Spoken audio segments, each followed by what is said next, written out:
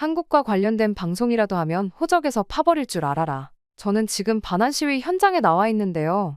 태국의 변화가 느껴지는 현장입니다. 태국 국민 여러분, 이제 한국이 아닌 중국이 태국 청년들의 일자리를 창출할 겁니다. 여기 태국의 유명한 방송사의 한 여자 PD가 반환 시위 중인 태국 군중을 뚫고 한식당으로 들어갔습니다. 할아버지의 철천지 원수인 한국인 사장을 은밀히 취재하며 태국에서 뜨거워진 반환 운동에 기름을 붓겠다는 생각이었다는데요. 취재 중 만난 비밀에 엄청난 충격을 받고 그만 방송 일을 접을 뻔했다고 합니다. 대체 어떤 일이 있었는지 오늘의 사연 만나보겠습니다. 안녕하세요. 저는 누안입니다. 태국에서 손꼽히는 재벌 가문인 럭수왕 가문의 막내딸이죠. 누군가는 저를 방콕의 프린세스라고 부르지만 사실 저는 그저 제가 사랑하는 방송 일에 푹 빠져 사는 평범한 28살 여자랍니다. 채널7에서 태국의 오늘이라는 시사교양 프로그램의 메인 PD를 맡고 있어요. 매주 태국의 현실을 날카롭게 파헤치는 프로그램이죠. 덕분에 수많은 상도 받았고 시청률 1위도 놓친 적이 없답니다.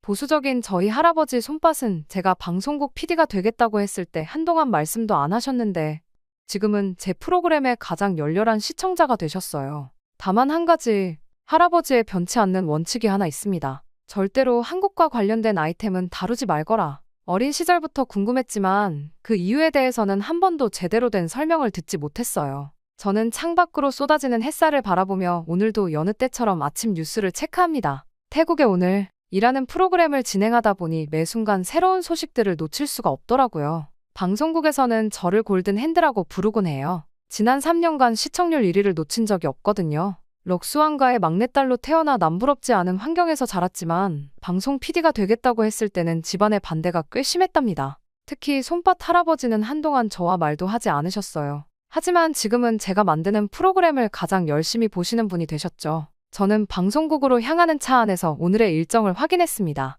아침부터 연이은 회의와 편집 일정이 빼곡하더군요. 태국의 오늘은 단순한 시사 프로그램이 아닙니다. 태국의 현재를 가장 날카롭게 들여다보는 창이죠. 지난주 방송한 남부 지역 어민들의 생활상을 다룬 에피소드는 또다시 최고 시청률을 기록했어요. 방송국에 도착하자마자 스태프들이 분주히 움직이고 있었습니다. 저마다 누안 PD님 하고 인사하는 목소리가 들리죠. 제 옆에서 늘 든든하게 일하는 피식 작가가 오늘의 스케줄표를 들고 다가왔어요. 오늘 오전에 지난주 방송 평가회의가 있고 오후에는 새로운 시즌 기획회의가 잡혀 있어요. 편집실로 향하며 지난주 방송 리뷰 자료를 훑어봤습니다. 시청자 게시판의 반응도 뜨거웠어요. 특히 어민들의 실제 이야기를 담담하게 전달한 부분에서 호평이 이어졌습니다. 이런 순간이 제가 PD라는 직업을 선택한 이유를 다시 한번 되새기게 했죠. 저는 편집실에서 마지막 검수 작업을 마치고 회의실로 향했습니다. 벽에 걸린 상장들이 눈에 들어왔어요. 올해의 프로그램상, 최우수 다큐멘터리상 등 화려한 수상 경력이 즐비했습니다.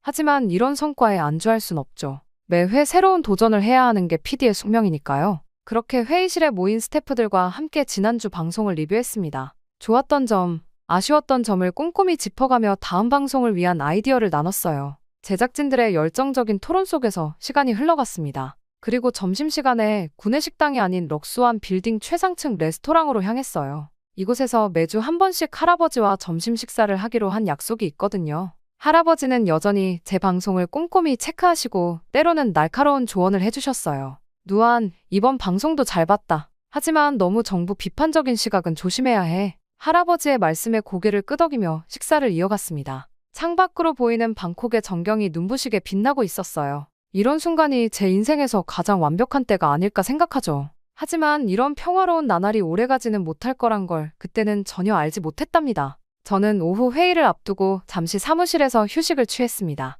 책상 위에는 다음 방송을 위한 자료들이 가지런히 정리되어 있었어요. 태국의 현실을 담아내는 일, 그것은 제게 단순한 직업이 아닌 사명과도 같았습니다. 하지만 곧 제 인생을 뒤흔들 새로운 도전이 찾아올 줄은 그때까지만 해도 전혀 예상하지 못했죠. 그리고 시간이 흘러 오후 2시가 됐어요. 새로운 시즌 기획회의가 시작됐습니다. 늘 그렇듯 저는 회의실 맨 앞자리에 앉아 스태프들의 기획안을 하나하나 검토하고 있었죠. 그때 문이 열리며 평소에는 볼 수 없었던 낯선 얼굴들이 들어왔어요. 안녕하세요, 누안 PD님. 저는 이사회에서 새로 부임한 타나폰 이사입니다. 타나폰 이사는 자리에 앉자마자 한 장의 문서를 제 앞에 내밀었습니다. 이번 시즌의 특별 기획안입니다. 이사회에서 직접 제안하는 겁니다. 문서를 펼치자마자 제 심장이 멈추는 것 같았죠. 큰 글씨로 적힌 제목이 눈에 들어왔습니다.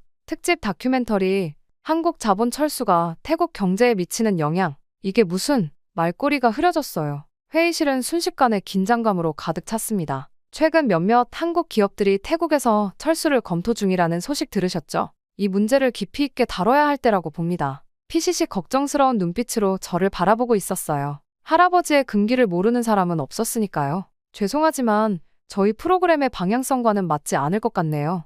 최대한 공손하게 거절의 뜻을 전달했습니다. 타나폰 이사가 미소를 지으며 말했어요. 누안 PD님, 지난 분기 시청률 보고서 보셨나요? 우리 채널의 주시청 시간대 시청률이 계속 하락하고 있습니다. 잠시 침묵이 흘렀고 그가 다시 입을 열었죠. 이사회에서는 이번 특집이 꼭 필요하다고 판단했습니다. 시청률 압박이 심한 상황에서 아시죠? 그의 말에 담긴 의미를 모르지 않았어요. 거절하면 제 자리가 위험해질 수도 있다는 경고였죠. 시간을 주시겠어요? 검토해보고 답변 드리겠습니다. 겨우 이 말을 꺼낼 수 있었어요. 회의가 끝나고 사무실로 돌아와 창밖을 바라봤습니다. 럭수한 빌딩이 저 멀리 보이네요. 할아버지가 계신 곳이죠. 누안 PD님, PCC 조심스레 다가왔어요. 혹시 거절하시면 정말 프로그램이 위험해질까요? 그럴 것 같아. 이사회가 직접 나선 걸 보면 이미 결정된 사안일 거야. 한숨을 쉬며 자리에 앉았습니다. 책상 위에는 그동안 받았던 상장들이 놓여 있었죠. 태국의 오늘이 이룬 모든 성과들이에요. 피시,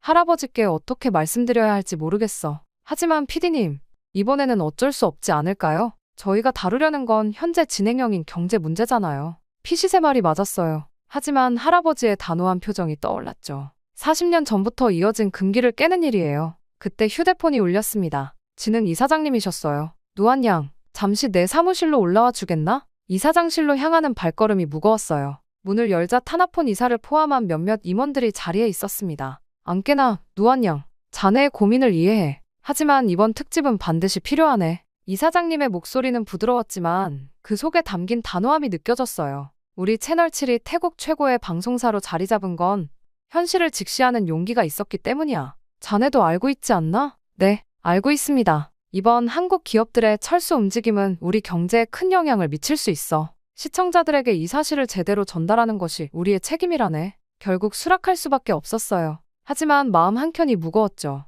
저는 사무실로 돌아와 기획안을 다시 펼쳤습니다. 40년간의 한태 경제협력과 그 이면이라는 부제가 눈에 들어왔어요. 40년, 할아버지가 금기시하던 시기와 정확히 일치하는 숫자였죠. 피싯, 취재 준비해. 내일부터 시작할 거야. 네, PD님. 근데 럭수안 회장님께는 지금으로선 말씀드리지 않을 거야. 방송이 나갈 때까지는 창밖으로 석양이 지고 있었어요. 평소라면 이 시간쯤 할아버지와 저녁 식사를 하고 있었을 텐데 오늘은 약속을 취소했죠. 아직은 할아버지를 마주할 용기가 나지 않았으니까요. 제 책상 위 모니터에는 새로운 기획안이 띄워져 있었습니다. 이제 돌이킬 수 없는 선택을 한 거예요. 이 선택이 제 인생을 완전히 바꿔놓을 거란 걸 그때는 미처 알지 못했답니다. 그렇게 취재 첫날이 되었습니다. 방콕 외곽의 공단 지역은 생각보다 훨씬 황폐했어요. 철수 위기에 처한 한국 기업의 현장을 찾았죠. 카메라를 든 PCC 제 뒤를 따랐습니다. 누안 PD님, 저기 노조 관계자들이 모여 있어요. 공장 정문 앞에는 수십 명의 노동자들이 모여 있었어요.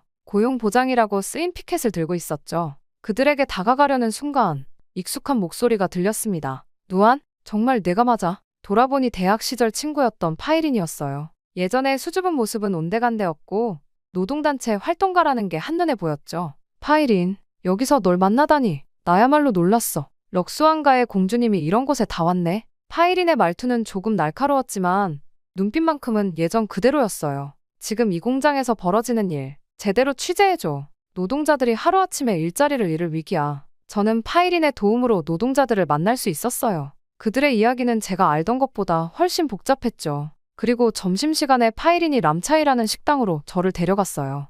허름해 보이는 가게였지만 문을 열자마자 맛있는 냄새가 풍겼습니다. 이 집 주방장님을 꼭 만나봐야 해. 40년 전부터 이 공단에서 일하신 분이야. 지금 한국이 너무 싫지만 이분은 다르셔. 주방에서 나온 사람은 아이러니하게도 한국인이었습니다. 박민호 주방장은 예순이 훌쩍 넘어 보였어요. 하지만 눈빛만큼은 젊은이 못지않게 반짝였죠. 누안 PD님이 직접 오시다니 영광입니다. 그리고 박민호 씨는 40년 전 이 공단이 처음 생길 때부터의 이야기를 들려주었어요. 그때는 정말 희망찼죠. 한국 기업들이 들어오면서 이 지역이 완전히 바뀌었으니까요. 당신 할아버지도 그때 박민호의 말이 흐려졌어요. 제 눈치를 살피는 듯했죠. 제 할아버지를 아시나요? 잠시 침묵이 흘렀습니다. 박민호 씨는 오래된 앨범을 꺼냈어요. 이 사진 한번 보시죠. 너무 오래된 흑백 사진이었지만 젊은 시절의 할아버지를 한눈에 알아볼 수 있었어요. 그리고 그 옆에는 젊은 박민호가 서 있었습니다. 저희는 절친한 친구였어요. 손밥과 나는 그때 주방에서 연기가 나는 듯 했는지 박민호 씨는 급하게 자리를 피했어요. 하지만 그의 눈가에 맺힌 눈물을 놓치지 않았죠. 오후 취재를 마치고 파이링과 커피를 마시며 이야기를 나눴어요.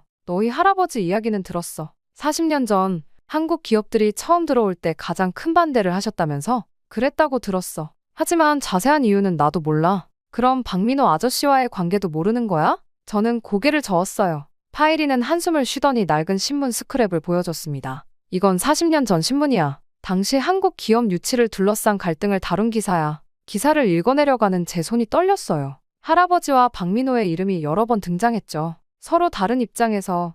하지만 둘 다 태국의 미래를 위한다고 믿었던 걸까요? PCC 자료를 더 찾아보겠다며 자리를 떴어요. 저는 람차이 식당으로 다시 향했습니다. 하지만 박민호 씨는 이미 퇴근한 뒤였죠. 아저씨가 남기신 편지가 있어요. 그런데 식당 직원이 쪽지를 하나 주었습니다. 건넨 쪽지에는 주소 적혀 있었어요. 오래된 이야기를 들려주고 싶다는 말과 함께요. 저는 저녁이 되어 그 주소를 찾아갔습니다. 낡은 아파트 단지였어요. 문을 두드리자 박민호가 반갑게 맞아주었죠. 이렇게 찾아와줘서 고마워요.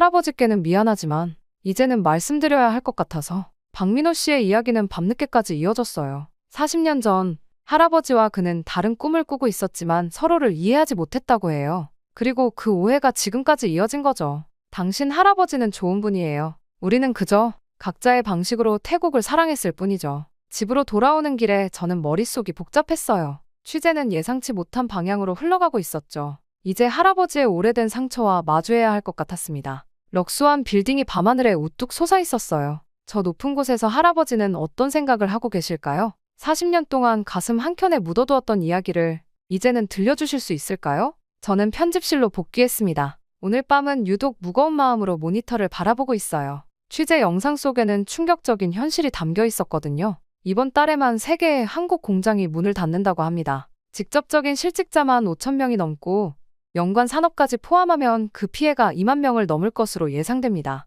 경제 전문가의 인터뷰 내용이 울리는 동안 PCC 새로운 자료를 들고 들어왔어요. PD님, 더 심각한 자료가 나왔어요. 한국 기업들이 철수하면 방콕 동부 산업단지의 40%가 가동을 멈출 수도 있대요. 부품 공급망이 완전히 무너진다고. 한숨이 절로 나왔습니다. 모니터 속 노동자들의 얼굴이 더욱 선명하게 다가오네요. 우리 아이들 학비는 어떡하나. 20년을 한 회사에서 일했는데. 인터뷰에 눈물 섞인 증언이 가슴을 누르듯 무거웠어요. 그때 휴대폰이 울렸습니다. 할아버지였어요. 누안, 내일 아침 식사나 같이 할까? 목소리만으로도 알 수 있었어요. 할아버지가 모든 걸 알고 계시다는 걸요. 네, 할아버지. 다음 날 아침, 럭수한 빌딩 최상층 레스토랑에서 할아버지를 뵈었습니다. 창밖으로 보이는 도시가 그 어느 때보다 작아 보였어요. 방송 준비 중이라며? 한국 기업 철수에 대해? 할아버지, 제가 설명드릴게요. 설명할 것 없다. 다 알고 있어. 타나폰 이사가 찾아와서 이야기해주더구나. 잠시 침묵이 흘렀어요. 할아버지는 창밖을 바라보시며 말씀을 이어가셨죠. 40년 전의 일은 잊으라고 했는데 박민호도 만났다면서. 네, 아저씨께서 많은 이야기를 해주셨어요.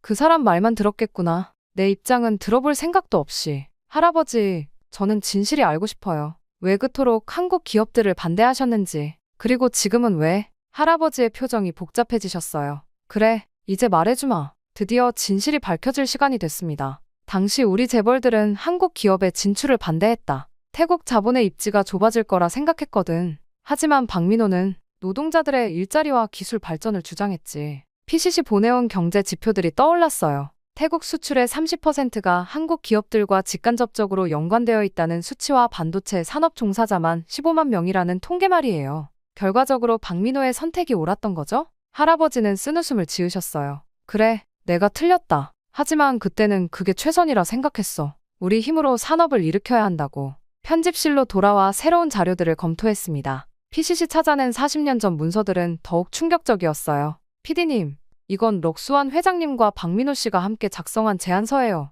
두 분이 처음에는 같은 편이었나 봐요. 문서를 자세히 들여다보니 할아버지와 박민호의 서명이 나란히 있었어요. 한국태국 협력을 통한 산업 발전 계획이었죠. 그런데 왜 갑자기? 이것 좀 보세요. PCC 또 다른 문서를 보여줬어요. 그 시기 다른 재벌들이 할아버지를 압박한 증거였죠. 이걸 방송에서 다뤄야 할까요? 제 질문에 편집실이 조용해졌습니다. 현재 한국 기업들의 철수로 인한 경제적 타격도 심각한데 40년 전의 아픈 역사까지 밝히는 게 맞을까요? 밤늦게까지 고민했습니다. 결국 박민호를 다시 찾아갔어요. 제가 진실을 방송에서 다뤄도 될까요?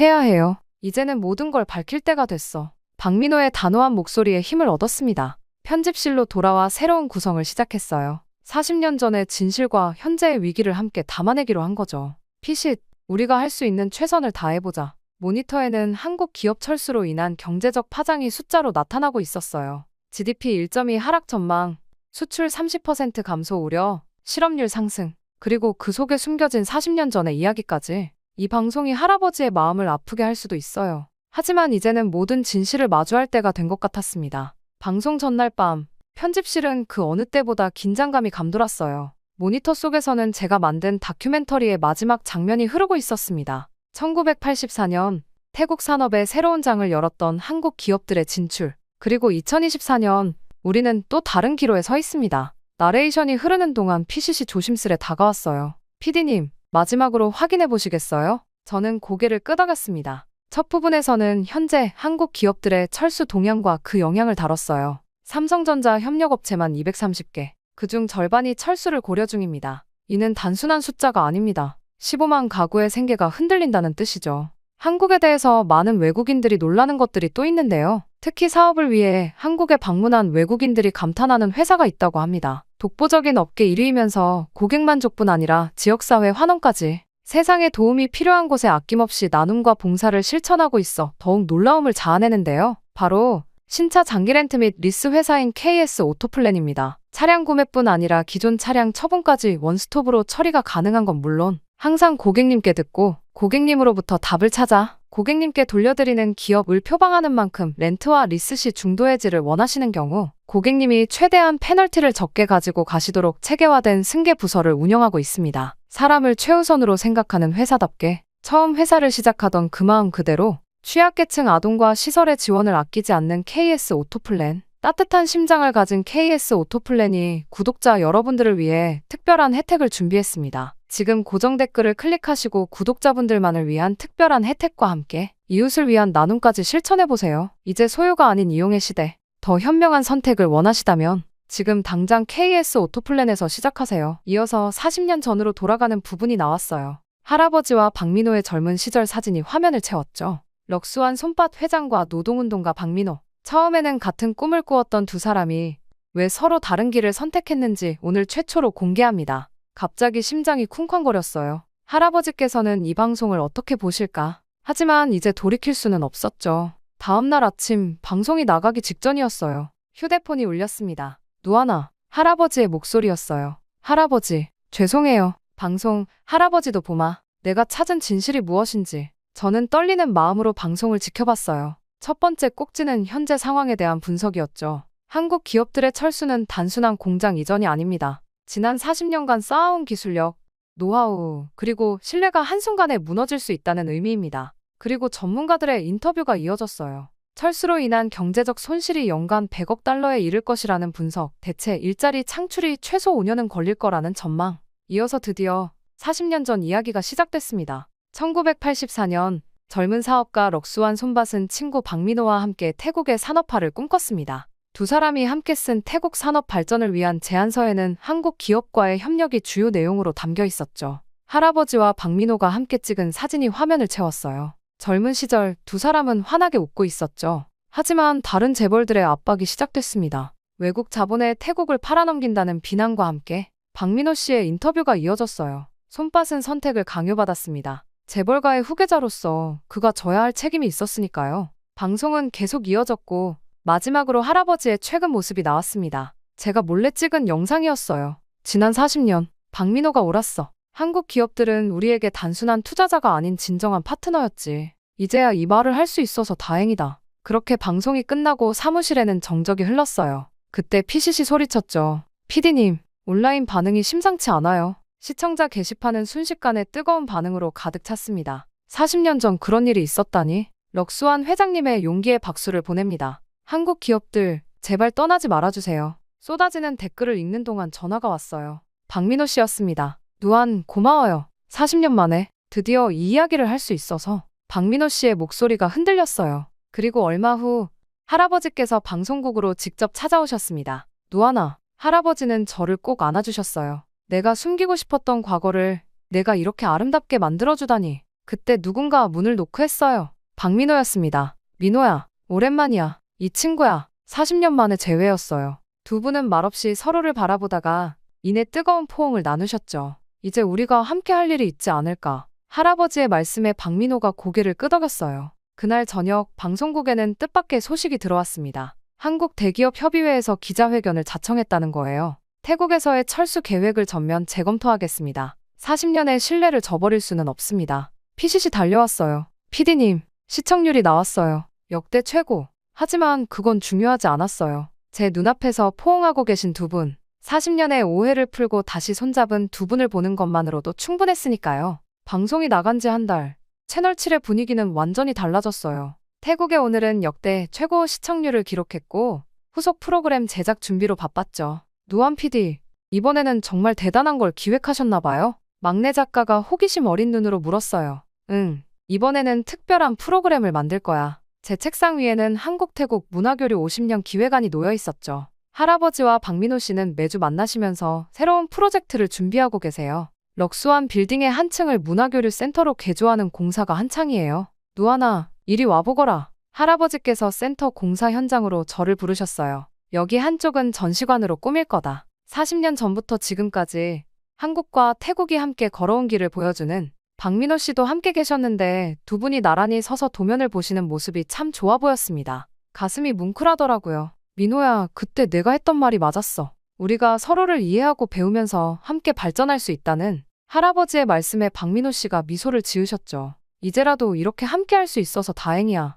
새로운 프로그램의 첫 회는 한국-태국 수교 이후의 역사를 다뤘어요. 특히 1997년 외환위기 때 양국이 서로 도왔던 이야기는 많은 시청자들의 마음을 울렸답니다. 태국이 어려울 때 한국 기업들은 철수하지 않았습니다. 오히려 더 많은 투자를 했죠. 우리도 그들의 신뢰에 보답할 차례입니다. 방송을 보신 할아버지께서 눈시울을 붉히셨어요. 내가 40년 동안이나 고집을 부렸구나. 그렇게 문화교류 센터가 완공되던 날 뜻밖의 손님들이 찾아왔어요. 한국 대기업 회장들이었죠. 럭수안 회장님, 40년 전 그때 저희를 받아주셔서 감사합니다. 아닙니다. 제가 오히려 사과드려야 할 것 같네요. 이제는 매주 새로운 프로그램을 제작하고 있습니다. 한국-태국 청년들의 도전이라는 코너에서는 양국의 젊은이들이 서로의 문화를 배우고 새로운 사업을 시작하는 모습을 담았죠. PD님, 시청자 게시판 봤어요? 우리 프로그램 보고 한국어 학원에 등록했다는 분들이 엄청 많아요. PCC 신나서 알려주었어요. 그리고 문화교류 센터에서는 매주 다양한 행사가 열립니다.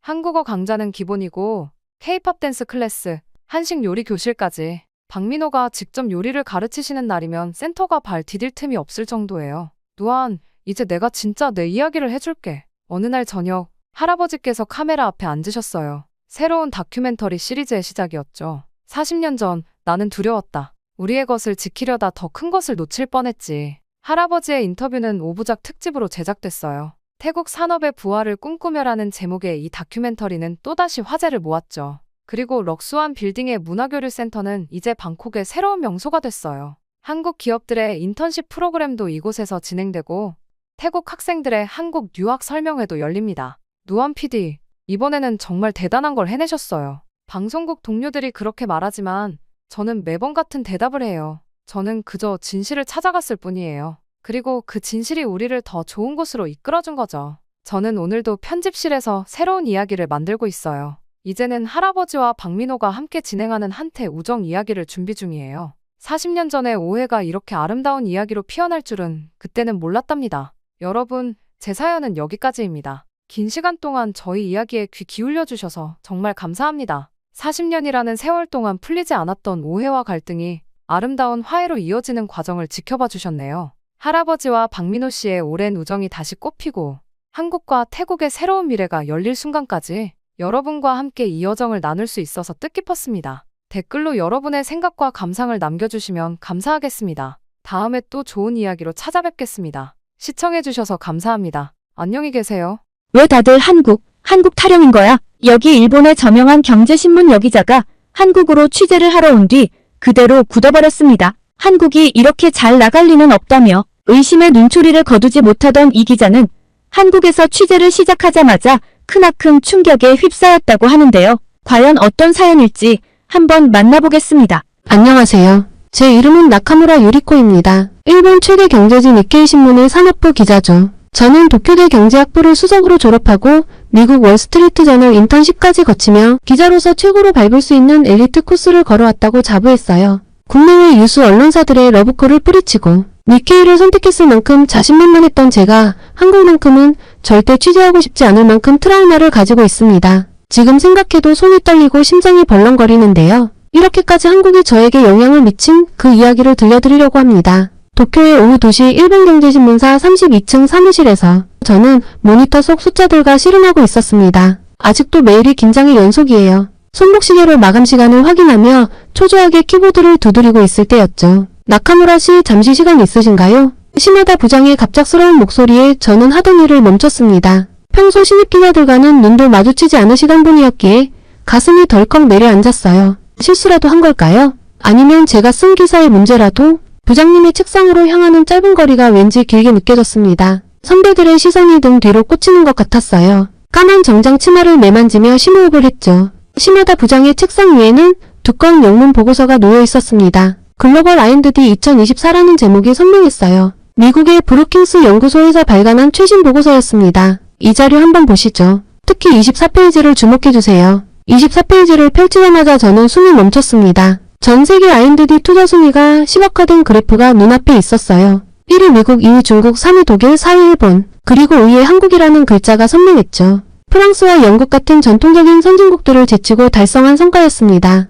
이것도 확인해보세요. 시마다 부장이 건네주신 두 번째 자료는 더욱 충격적이었어요. 한국의 방산 수출이 급증하고 있다는 내용과 함께 특히 호주가 일본 대신 한국의 무기체계를 선택했다는 뉴스였습니다. 어째서 일본이 아닌 한국을? 손끝이 미세하게 떨렸어요. 고등학교 시절의 기억이 갑자기 밀려왔기 때문입니다. 전교 1등이라는 자리가 너무나 당연했던 저에게 전학생 이민주의 등장은 큰 충격이었죠. 한국에서 온 유학생이라고 해서 얕보았던 제 자신이 부끄러워질 만큼 그 친구는 뛰어난 실력을 보여줬어요. 아무리 노력해도 이민주를 이기지 못했습니다. 밤늦게까지 공부하고 주말도 반납하며 죽어라 공부했지만 3년 내내 2등이었죠. 졸업할 때까지 단 한 번도 이민주를 넘어서지 못했다는 사실이 제 자존심에 큰 상처를 남겼어요. 나카무라 씨, 한국으로 가서 이 현상의 실체를 취재해 주셨으면 합니다. 시마다 부장의 말씀에 순간 반사적으로 거절하고 싶었습니다. 전직 외교관이었던 고모의 말씀이 떠올랐어요. 한국은 영원히 일본을 따라잡지 못할 거야. 문화도 기술도 모든 면에서 열등한 나라라니까.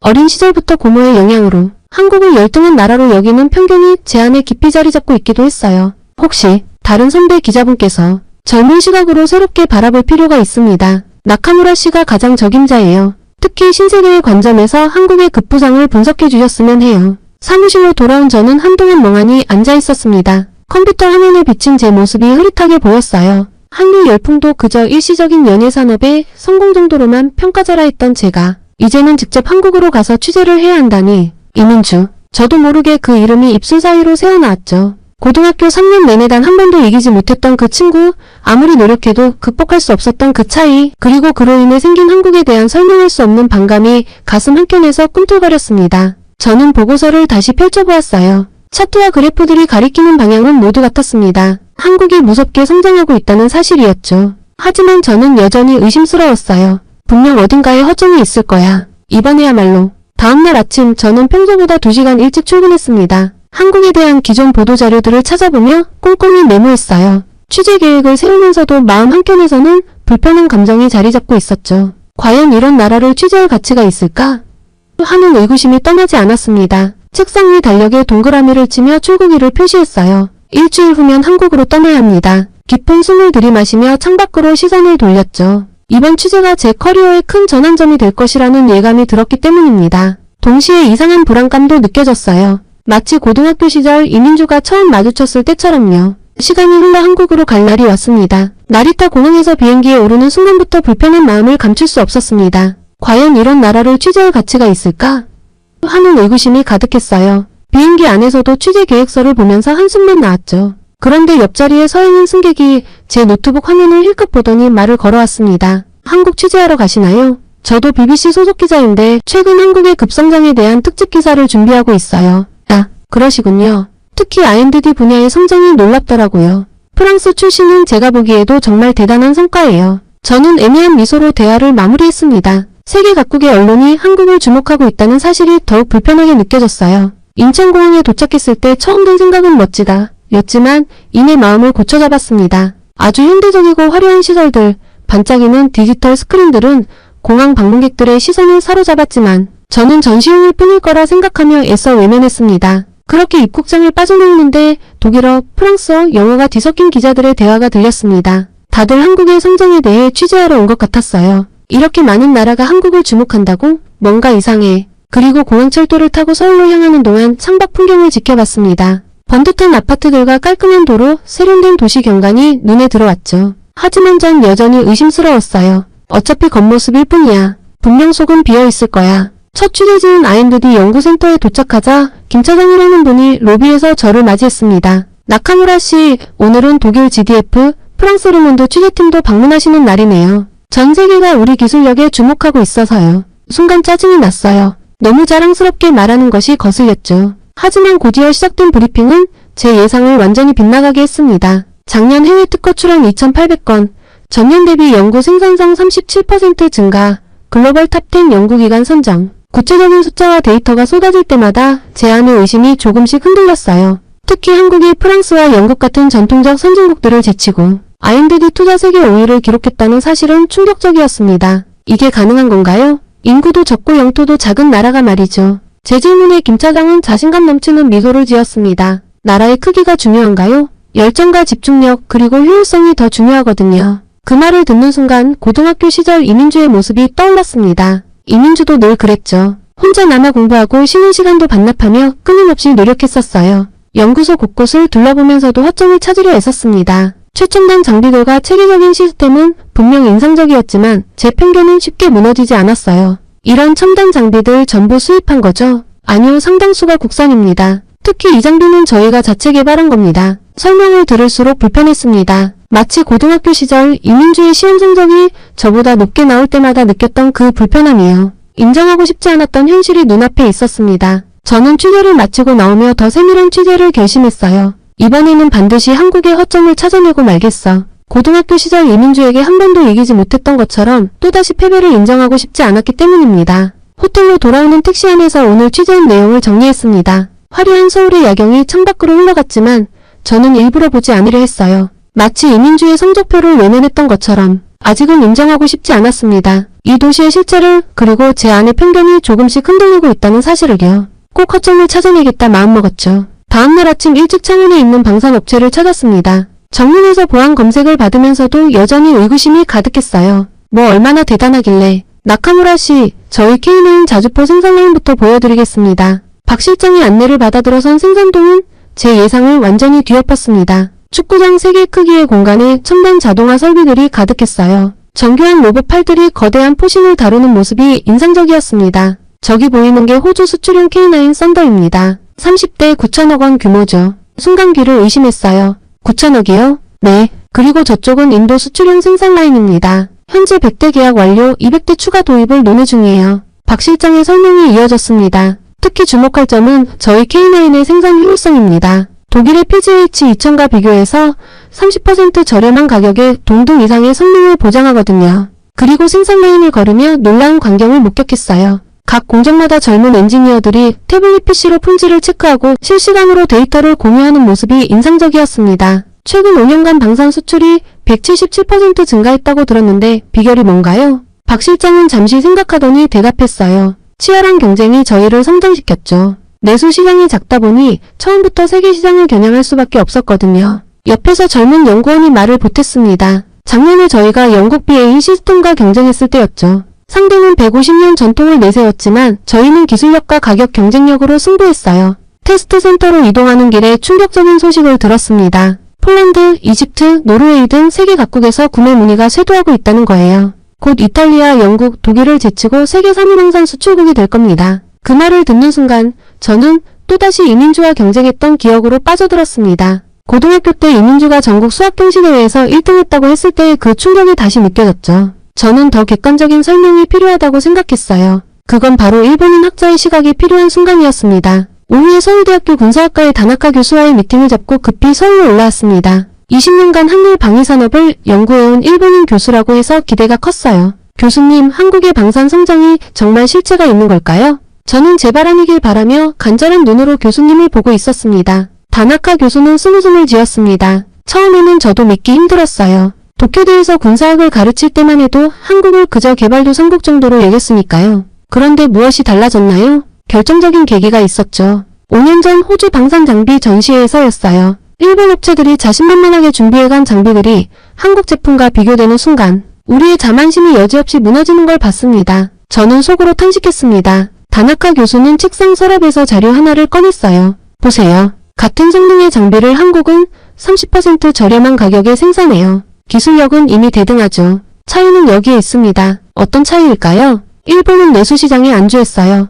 미국의 보호 아래 경쟁을 잊었죠. 반면 한국은 처음부터 세계시장에서 치열하게 싸워야 했습니다. 그 과정에서 원가 절감, 기술 혁신, 품질 향상, 모든 면에서 성장했어요. 교수는 잠시 창밖을 바라보더니 말을 이었습니다. 더 충격적인 건 연구개발 속도예요. 일본이 5년 걸려 개발하는 시스템을 한국은 2년 만에 완성합니다. 의사결정이 빠르고 젊은 인재들의 도전 정신이 넘쳐요. 네? 하지만 일본에도 우수한 엔지니어들이. 맞습니다. 하지만 우리는 기존의 성공에 취해 있었어요. 미쓰비시, 가와사키. 대기업들이 정부 발주에만 의존하다 보니 혁신의 동기가 사라졌죠. 반면 한국의 방산 업체들은 생존을 위해 끊임없이 진화해야 했습니다. 다나카 교수의 목소리에 안타까움이 묻어났어요. 우리는 우산 속에서 안주하다 비가 그친 것도 모르고 있었던 겁니다. 세계는 이미 변했는데 일본만 제자리에 멈춰 있었죠. 그렇다면 앞으로는 한국이 곧 세계 3위 방산 수출국이 될 겁니다. 이미 영국, 프랑스와 어깨를 나란히 하고 있어요. 일본이 배워야 할 때입니다. 기술력만으로는 부족해요. 한국처럼 과감한 도전정신, 효율적인 생산체계, 그리고 무엇보다 세계를 상대로 경쟁할 수 있는 용기가 필요합니다. 다나카 교수의 말이 가슴에 깊이 박혔습니다. 일본인 교수의 입에서 나온 이 말은 제 마지막 의심마저 깨뜨렸어요. 연구실을 나오면서 휴대폰으로 찍어둔 K9 생산라인 사진들을 다시 봤습니다. 첨단 장비들, 젊은 엔지니어들의 자신감 넘치는 표정, 세계 시장을 향한 담대한 도전. 더 이상 의심할 여지가 없어 보였습니다. 호텔로 오는 택시 안에서 오늘 취재 내용을 정리하면서 한숨이 나왔습니다. 고등학교 때 이민주에게 느꼈던 그 불편한 감정이 다시 올라왔지만 이번에는 뭔가 달랐어요. 부정하고 싶은 현실 앞에서 저는 조금씩 변화하고 있었나 봅니다. 그리고 다음날 서울 여의도의 한 연구소에서 저는 일본 방위산업의 충격적인 실상을 듣고 있었습니다. 20년간 일본 방산업체를 분석해온 김현우 연구원의 설명이었어요. 나카무라 씨, 이 자료 한번 보시죠. 미쓰비시 중공업, 가와사키 중공업, IHI. 이 기업들의 공통점이 뭔지 아세요? 김 연구원이 보여주는 도표는 충격적이었습니다. 일본의 주요 방산업체들이 정부부 아래 각자의 영역을 나눠 갖고 있다는 거예요. 예를 들어 미쓰비시는 전차, 가와사키는 함정, IHI는 미사일. 이렇게 제품별로 미리 할당이 되어 있습니다. 경쟁이 없으니 혁신도 없죠. 그게 정말인가요? 직접 확인해 보시죠. 여기 미쓰비시 중공업의 지난 10년간 특허 출원 건수예요. 한국의 같은 분야 기업과 비교하면 도표를 보며 저는 충격에 빠졌습니다. 특허 출원 건수가 한국의 3분의 1 수준이었어요. 더 놀라운 것은 신규 기술 개발 비율이었죠. 대부분이 기존 기술의 개량에 그쳤다고 해요. 다음날 찾아간 국방연구원에서 만난 오태식 박사는 더 구체적인 분석을 들려줬습니다. 일본의 방산업체들은 수의계약에 익숙해져 있어요. 경쟁 입찰, 원가 절감, 그런 건 생각도 안 해요. 정부가 정해준 가격에 맞춰 납품만 하면 되니까요. 그래서 호주가 우리를 선택한 겁니다. 옆자리에 박준영 연구원이 말을 이었어요. 같은 성능의 장비를 우리는 30% 저렴하게 만들 수 있으니까요. 게다가 납기도 더 빠르고요. 연구원 벽면에 걸린 차트들이 눈에 들어왔습니다. 일본과 한국의 방산 수출액 추이를 비교한 그래프였어요. 2018년까지는 일본이 앞섰는데 그 이후로는 한국이 급격히 상승하고 있었죠. 이게 바로 현실입니다. 오 박사가 진지한 표정으로 말했어요. 일본은 여전히 70년대 방식을 고수하고 있어요. 높은 인건비, 비효율적인 생산체계, 관료주의적 의사결정. 이런 문제들을 전혀 개선하지 않고 있죠. 서울대 국제대학원의 나카지마 교수를 만났을 때는 더 깊은 통찰을 얻을 수 있었습니다. 일본 출신으로 한일 관계를 연구해온 그는 스무스물 지으며 말했어요. 우리 일본은 성공의 함정에 빠졌습니다. 80년대의 영광에 취해 변화하는 세상을 보지 못했어요. 반면 한국은 끊임없이 도전하고 혁신하죠. 나카지마 교수의 연구실 책상에는 흥미로운 자료가 있었습니다. 일본 방산업체 직원들의 평균 연령은 48.5세. 반면 한국은 36.7세였어요. 신규 채용 비율도 한국이 3배 이상 높았죠. 젊은 인재들이 없어요. 다들 안정적인 내수 시장만 바라보니 도전적인 젊은이들이 매력을 못 느끼는 거죠. 저는 착잡함을 느끼며 다음 취재지인 한국국방기술원의 심포지엄에 참석했습니다. 일본 방위성 출신의 다나카 고문이 충격적인 발언을 했어요. 우리는 이미 게임에서 졌습니다. 한국은 글로벌 시장을 보고 달리는데 우리는 여전히 국내 시장만 바라보고 있어요. 이대로라면 5년 내에 기술 격차가 더 벌어질 겁니다. 그리고 전 서울 마포구의 한 카페에서 마지막 인터뷰를 진행했습니다. 일본 방산업체에서 20년 일하다 한국으로 이직한 야마모토 부장의 이야기는 가슴에 깊이 박혔어요. 더 이상 일본에서는 희망이 안 보였습니다. 매년 예산만 축소되고 새로운 시도는 환영받지 못하고 반면 한국은 달라요. 실패를 두려워하지 않고 계속 도전하죠. 모든 취재를 마무리한 후 저는 저녁 한강변을 걸으며 생각에 잠겼습니다. 반짝이는 도시의 불빛들이 마치 한국의 성장을 상징하는 것 같았어요. 그 시절 이민주에게 느꼈던 그 패배감이 이제는 국가적 차원으로 다가오고 있었습니다. 하지만 이번에는 부정할 수 없는 너무나 분명한 현실이었어요. 호텔로 돌아와 노트북을 펴고 기사 작성을 시작했습니다. 이제는 인정해야 했어요. 우리 일본이 한국에 뒤처지고 있다는 현실을. 마치 고등학교 시절 이민주에게 졌던 것처럼 이번에도 현실을 직시해야 할 때였습니다. 저는 해질녘 종로의 좁은 골목길에 발을 들였습니다. 하루 종일의 취재로 목과 어깨가 뻐근했어요. 양옆으로 낡은 간판들이 줄지어 있는 골목에서 구수한 된장찌개 냄새가 코끝을 스쳤죠. 평소 같았으면 호텔 근처 프랜차이즈 식당에서 대충 끼니를 해결했겠지만 오늘은 왠지 모르게 발걸음이 이끄는 대로 걷고 싶었습니다. 저는 어느 낡은 간판이 달린 가게 앞에서 멈췄습니다. 20년은 됐을 법한 목재 미닫이 문을 열자 칼칼한 고춧가루 향이 확 끼쳐왔어요. 어서오세요. 주방에서 무언가를 휘휘 젓고 계시던 60대쯤 되어 보이는 아주머니가 고개를 돌려 환하게 웃으셨습니다. 주름진 얼굴에서 따스함이 묻어났어요. 제가 휴대폰으로 번역기를 들어보였습니다. 일본 분이세요? 얼굴이 좀 피곤해 보이시네요. 아주머니는 불판 위에서 지글지글 익어가는 고등어를 뒤집으시며 말씀하셨어요. 오늘 특별히 만든 북엇국이 있어요. 한번 드셔보실래요? 낡은 테이블과 의자 군데군데 바른 벽지. 하지만 묘하게 정감이 가는 공간이었습니다. 아주머니는 재빨리 테이블을 닦으시고는 김이 모락모락 나는 보리차부터 내오셨어요. 서비스예요. 요즘 날씨가 쌀쌀해졌잖아요. 고지에 나온 북엇국은 기대 이상이었습니다. 시원하면서도 깊은 맛이 혀끝에 감돌았어요. 옆에 놓인 10가지도 넘는 밑반찬들은 하나하나가 정성이 깃들어 있었죠. 저는 빨리 한국말로 번역을 했습니다. 아주머니, 이 김치 정말 맛있어요. 그래요? 어제 담근 건데 다행이네요. 여기 겉절이도 한번 드셔보세요. 새로 담갔어요. 식사하는 내내 아주머니는 수시로 제 상태를 살피시며 밥을 더 담아주셨습니다. 일본에서는 상상할 수 없는 친근함이었죠. 마치 오랫동안 굶주렸던 마음이 따뜻해지는 기분이었습니다. 계산을 하려는데 아주머니가 작은 유리병을 내미셨어요. 이따가 호텔 가서 드세요. 직접 담근 대추차예요. 단골들만 챙겨드리는데 특별히 아가씨도 주고 싶어요. 요새 환절기라 감기 조심하셔야 해요. 저는 가슴이 따뜻해졌습니다. 한국에 와서 처음으로 느낀 점이었어요. 저는 연신 감사하다는 인사와 함께 식당을 나섰습니다. 어느새 하늘은 짙은 남색으로 물들어 있었어요. 서울의 밤거리를 걸으며 휴대폰으로 메모를 정리하려는 순간 화면이 꺼져버렸어요. 이런, 배터리가 완전히 방전된 겁니다. 당황한 마음에 주변을 둘러보니 낯선 건물들 뿐이었어요. 호텔 이름은 알지만 정확한 위치가 떠오르지 않았습니다. 초조한 마음의 발걸음을 서두르다 보니 더욱 길을 잃어버린 것 같았어요. 눈물이 왈칵 쏟아질 것 같았죠. 저기, 혹시 도움이 필요하신가요? 어두워진 거리에서 불쑥 들린 목소리에 흠칫 놀랐습니다. 하지만 가로등 아래 서 있는 청년의 모습은 왠지 신뢰가 갔습니다. 단정한 옷차림에 친절한 미소를 띤 그는 자신을 박은수라고 소개했습니다. 그는 서툴지만 일본어로 말을 했어요. 일본으로 워킹홀리데이를 잠시 온 적이 있다고 했었습니다. 이건 정말 행운이었어요. 제 폰으로 도와드릴게요. 호텔 이름은 아시죠? 은수 씨의 스마트폰 화면에서는 놀라운 일들이 벌어졌습니다. 호텔을 검색하자마자 실시간길 안내가 뜨고 곧바로 택시 호출 화면으로 넘어갔어요. 택시 오는데 5분 정도 걸리네요. 조금만 기다리시면 돼요. 근처에 택시를 잡아서 바로 배차하는 시스템 같았습니다. 택시가 도착했다는 알림이 울렸지만 은수 씨는 여전히 자리를 뜨지 않았어요. 제가 안전하게 택시에 탑승하는 것까지 확인하고 나서야 인사를 건넸죠. 우리는 인스타그램 친구를 했어요. 은수 씨가 일본에 왔을 때 꼭 도울 일이 있으면 돕겠다고 했습니다. 또 한 번 한국인에게 감사함을 느끼는 순간이었죠. 오늘 하루가 주마등처럼 스쳐 지나갔습니다. 방산업체에서 만난 열정적인 엔지니어들, 연구소의 혁신적인 과학자들, 그리고 식당 아주머니와 은수까지. 이들에게서 본 것은 단순한 기술력이 아닌 그 이상의 무엇이었어요.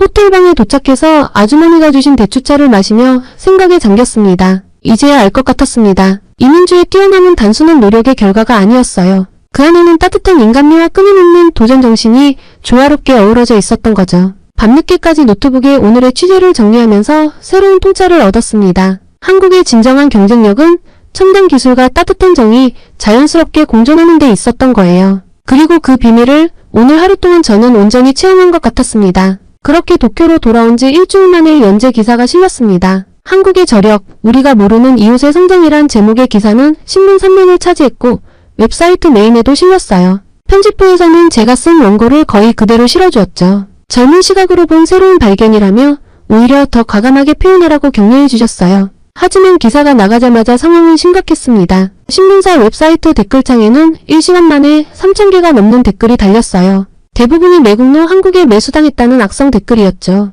특히 충격적이었던 건 이런 기자는 일본 언론사에서 쫓아내야 한다는 댓글이 무려 8,000개의 좋아요를 받았다는 거예요. 어떻게 우리나라 기자가 이런 기사를, 한국의 기술력이 우리를 앞섰다니 말도 안 되는 소리. 분명 뒷돈을 받았을 거야. 조사해봐야 해. 나카무라 유리코. 이 이름 잊지 않을 거다. 오후에 책상 위에 놓인 검은색 봉투를 발견했습니다. 우익단체에서 보낸 협박성 편지였어요. 붉은색 매직으로 조선의 스파이, 민족의 배신자라는 글자가 거칠게 적혀 있었고 신문에 실린 제 사진 위에 붉은 표시가 그어져 있었습니다. 편지 속에는 더 충격적인 내용이 있었어요. 당신의 주소를 알고 있어요. 우리는 당신을 지켜보고 있습니다. 앞으로 이런 기사를 쓴다면 손이 떨려왔습니다. 옆자리에 스즈키 선배가 제 안색이 안 좋은 걸 눈치채고 물었어요. 나카무라 씨 괜찮으세요? 네, 괜찮습니다. 입으로는 그렇게 말했지만 무서웠습니다. 그날 밤 SNS에서 제 자택 주소가 유출됐다는 연락을 받았거든요. 누군가 제 개인정보를 해킹한 것 같았습니다. 시마다 부장님의 배려로 회사 게스트하우스로 거처를 옮겼지만 불안한 마음은 쉽게 가라앉지 않았어요. 창밖을 내다볼 때마다 누군가 지켜보고 있는 것 같았죠. 그런데 이틀 뒤 예상치 못한 곳에서 변화가 감지되기 시작했습니다. K-팝을 좋아하는 팬들이 모이는 온라인 커뮤니티에서였어요. 평소 K-팝과 한국 드라마를 좋아하던 한 대학생이 제 기사와 테러당한 댓글들을 정리하여 긴 글을 올렸더군요. 여러분, 우리가 좋아하는 한국 문화만 봐도 알 수 있지 않나요? 한국은 이미 많은 면에서 우리를 앞서가고 있어요. 아이돌 퍼포먼스 퀄리티 드라마의 영상미, 이런 게 어떻게 가능했는지 이제야 조금 이해가 돼요. 사실 전 K-팝만 좋아했는데 나카무라 기자님의 기사를 읽고 한국의 진짜 모습을 알게 된 것 같아요. 그 글에 젊은 독자들의 호응이 이어졌습니다. 맞아요. 저도 처음엔 그냥 K-팝만 좋아했는데 점점 한국의 다른 것들도 눈에 들어오기 시작했어요. 기술도 서비스도. 한국 화장품 회사에 인턴십하면서 느꼈어요. 우리가 많이 뒤처져 있다는 걸. 우리가 그동안 너무 우물 안개구리였던 것 같아요. 이른 나라를 제대로 보려고도 안 했죠. 특히 인상 깊었던 건 한 엔지니어의 댓글이었어요. 저는 한국 기업과 협업한 경험이 있습니다. 그들의 빠른 의사결정과 효율적인 시스템을 보면서 많이 배웠어요. 나카무라 씨의 기사는 우리가 마주해야 할 현실을 정확히 짚어주었습니다. 하지만 여전히 비판의 목소리가 더 거셌습니다. 일본의 자존심을 팔아먹는 기사 젊은 기자의 미숙한 판단 댓글들도 끊이지 않았어요. 그러던 어느 날 한 통의 이메일을 받았습니다. 발신인을 보고 깜짝 놀랐습니다. 이민주였습니다. 유리코, 너의 기사 잘 읽었어. 고등학교 때는 서로 이해하지 못했지만 이제는 달라질 수 있을 것 같아. 다음에 한국에 오면 꼭 연락 줘. 눈시울이 뜨거워졌습니다. 창밖으로 보이는 도쿄의 밤하늘은 여전히 같은 별들로 빛나고 있었지만 제 마음속은 무언가가 크게 변화하고 있었어요. 한 달이 지나고 점차 상황이 달라지기 시작했습니다. 제 기사를 인용하며 일본의 현실을 냉정하게 바라보자는 토론이 온라인에서 활발해졌어요. 특히 20대를 중심으로 한 젊은 층에서 변화의 목소리가 커졌습니다. 회사에서도 변화가 감지됐어요. 시마다 부장님이 새로운 프로젝트를 제안하셨습니다. 나카무라 씨, 이번에는 한일협력 성공 사례를 취재해보는 건 어떨까요? 서로의 장점을 배우며 함께 성장하는 사례들이 있을 텐데. 고개를 끄덕이며 생각했습니다. 이제는 경쟁자가 아닌 협력자로서 한국과 일본이 서로를 바라볼 때가 된 거죠. 마치 이민주와 제가 화해하고 서로를 이해하게 된 것처럼요. 노트북을 펴고 새로운 기사를 쓰기 시작했습니다. 새로운 시작, 한일협력의 미래를 그리다. 창밖으로 떠오르는 태양을 바라보며 생각했어요. 이제 우리는 서로의 장점을 배우며 함께 발전할 수 있을 거예요. 그리고 그 여정의 첫걸음을 제가 내디딘 것 같아 가슴이 벅차올랐습니다. 여러분, 제가 쓴 긴 글을 끝까지 읽어주셔서 감사합니다. 처음에는 한국이라는 나라를 편견 어린 시선으로만 바라봤던 제가 취재를 통해 새로운 시각을 갖게 되었어요. 그리고 그 과정에서 고등학교 시절부터 가지고 있던 마음의 매듭도 풀 수 있었죠. 기사를 쓴 후 정말 힘든 시간도 있었지만 젊은 세대를 중심으로 조금씩 변화가 일어나는 걸 보며 희망을 느꼈습니다. 우리가 서로를 이해하고 배우려 노력한다면 분명 더 나은 미래를 만들어갈 수 있을 거예요. 저의 아픈 기억이었던 민주와 다시 연락하게 된 것처럼 한국과 일본도 서로를 더 이해하고 가까워질 수 있다고 믿습니다. 앞으로도 저는 두 나라의 다리 역할을 하는 기자가 되도록 노력할게요. 긴 이야기 들어주셔서 정말 감사합니다, 여러분.